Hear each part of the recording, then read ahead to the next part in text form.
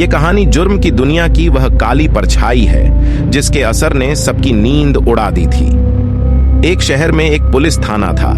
जिस थाने में अक्सर स्थानीय लोग समस्या लेकर आते रहते थे और उनका समाधान आसानी से हो जाया करता था, क्योंकि शहर की आबादी बहुत कम थी और यहाँ के लोग भी शांति के साथ जीवन जीना पसंद करते थे। सब कुछ बेहतर चल रहा था। तभी थाने में एक लेडी ऑफिसर की नियुक्ति होती है।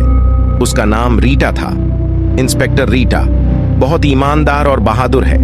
वह आते ही पुलिस थाने का मुआयना करती है और हवलदार से थाने की साफ सफाई करवाने को कहती है।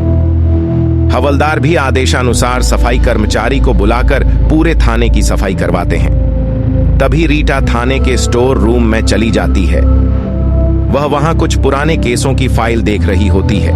तभी अचानक ऊपर से फाइल नंबर 178 जमीन पर गिरती है और रीटा की नजर उस फाइल पर पड़ती है।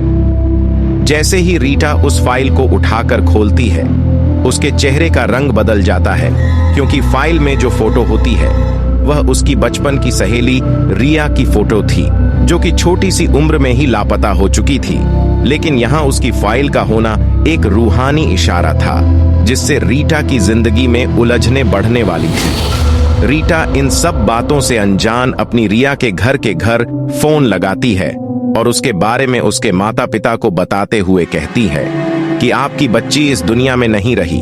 यह बात आज सच साबित हो गई है, क्योंकि उससे संबंधित फाइल मेरे हाथ लगी है और इसमें आपकी बच्ची की हत्या की पुष्टि की गई है। लेकिन उसके हत्यारे का कुछ पता नहीं चला और फाइल ऐसे ही बंद कर दी गई थी। लेकिन माँ जी, आप चिंता मत करिए, मैं अब इस केस की तह तक जाऊंगी और अपनी सहेली के हत्यारे का पता लगाऊंगी, और मैं वादा करती हूँ वो जो कोई भी है उसे सख्त से सख्त सजा मिलेगी, जिसने भी मेरी सहेली के साथ ऐसा किया था। रीटा इतना कहकर के फोन रख देती है और थाने के सभी सिपाहियों को बुलाती है और अपनी सहेली के केस की फाइल दिखाकर सभी से उसके बारे में जानना चाहती है। लेकिन यह फाइल बहुत पुरानी थी और वहां तैनात सभी पुलिसकर्मी हाल ही के समय में ट्रांसफर हुए थे, जिस वजह से उन्हें भी इस केस के बारे में कोई जानकारी नहीं थी। रीटा बहुत सोचती है और फैसला करती है कि मुझे उसी जगह पर जाना चाहिए जहां आखिरी वक्त रिया की लाश मिली थी, और वह पुलिस जीप में एक सिपाही के साथ 13 किलोमीटर दूर उस स्थान पर पहुंच जाती है जिसके बारे में फाइल में जिक्र किया गया था। यहां पहुंचने से पता चलता है कि यह 13 किलोमीटर दूर है तो अस्पताल है, जो बहुत साल पहले आग लगने से बर्बाद हो गया, और उसके बाद इस अस्पताल के मालिक ने इसे ऐसे ही छोड़ दिया और विदेश चला गया। मामले की गुत्थी सुलझने की बजाय उलझती जा रही थी। इंस्पेक्टर रीटा ने अपना मन बना लिया था कि कुछ भी हो जाए, लेकिन वह अपनी रिया के हत्यारे का पता लगा के ही रहेगी। वह अस्पताल के बारे में सारी जानकारियां इकट्ठा करना चाहती है और वह जिला कलेक्टर कार्यालय पहुंचती है। वहां से उसे जानकारी मिलती है कि बहुत साल पहले अस्पताल में जो आग लगी थी, वहां कई नर्स झुलस कर मर गई थी, लेकिन रिया का कोई भी रिकॉर्ड उस अस्पताल के स्टाफ रजिस्टर में मौजूद नहीं था। और बातों बातों में रीटा को उसके स्कूल से संबंधित एक सूचना मिलती है। इंस्पेक्टर रीटा को अपनी सहेली के स्कूल जाने से यह पता चला कि वह साइंस की स्टूडेंट थी और वह अपने विषय के प्रोजेक्ट के सिलसिले में अस्पताल गई थी, क्योंकि वहां एक नर्स उसकी सहेली की बड़ी बहन थी जिसने रिया को उसके प्रोजेक्ट के सिलसिले में बुलाया था। अब इंस्पेक्टर रीटा को एहसास हो गया था कि होना हो रिया के हत्या से इस अस्पताल का जरूर कोई न कोई कनेक्शन है। इंस्पेक्टर रीटा ने स्पेशल परमिशन के तहत अस्पताल के मालिक से मिलने का फैसला किया ताकि आगे की जानकारी जुटाई जा सके, और वह विदेश चली गई। वहां जाकर पता चला कि वह व्यक्ति बहुत कामयाब हो चुका था और उससे मिलना इतना आसान नहीं था। लेकिन रीटा के हौसले बुलंद थे। उसने ठान लिया था कि वह उससे मिलकर ही रहेगी, और रीटा उस अस्पताल के मालिक का मोबाइल नंबर हासिल कर लेती है और उसे एक धमकी भरा मैसेज रिया की हत्या को लेकर भेज देती है। दरअसल यह अंधेरे में तीर लगाने जैसा था और तीर जाके सही निशाने पर लग जाता है, क्योंकि अब वह इंस्पेक्टर रीटा से मिलने को तैयार हो जाता है। और जैसे ही दोनों की मुलाकात होती है तो इंस्पेक्टर रीटा को उसके चेहरे के हाव भाव देखकर पता चल जाता है कि रिया की हत्या में जरूर इसका कोई हाथ है।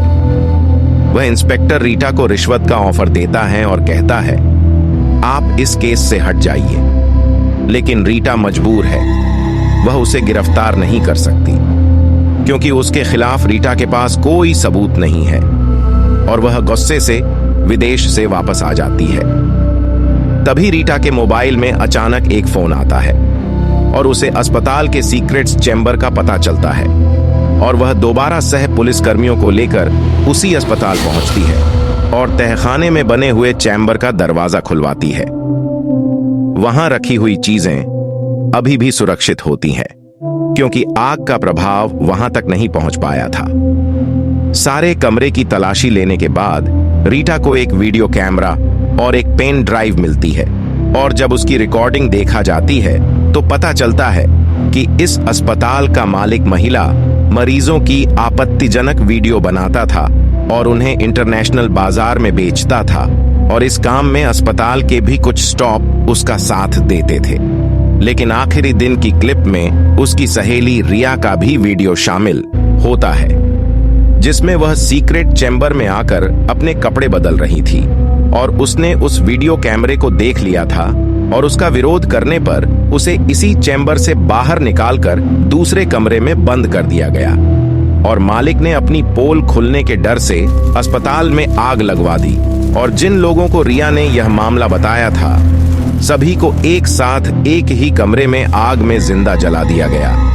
ये सारी सच्चाई जानने के बाद रीटा की आंखों में आंसू आ जाते हैं और वह अपनी सहेली की बेबसी को लेकर दुखी हो जाती है, लेकिन बदले की भावना और अपनी सहेली को इंसाफ दिलाने के लिए वह अपनी जान लगा देती है। उसे अब तक यह पता चल गया था कि उच्च अधिकारियों के समर्थन के बिना यह कार्य संभव नहीं हो सकता था, इसलिए उसे संदेह था कि अगर मैं इस फाइल को ऊपर भेजूंगी तो इस केस को भी दबा दिया जाएगा।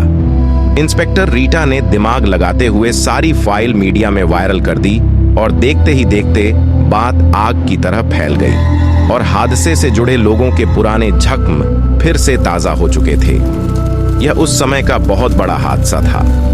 इस वजह से अपराधी को पकड़ने के लिए मांग तेज हो जाती है और कुछ दिनों की कड़ी कार्रवाई के बाद अस्पताल के मालिक को विदेश में ही गिरफ्तार कर लिया जाता है और उससे जुड़े सारे व्यापारों पर पाबंदी लगा दी जाती है।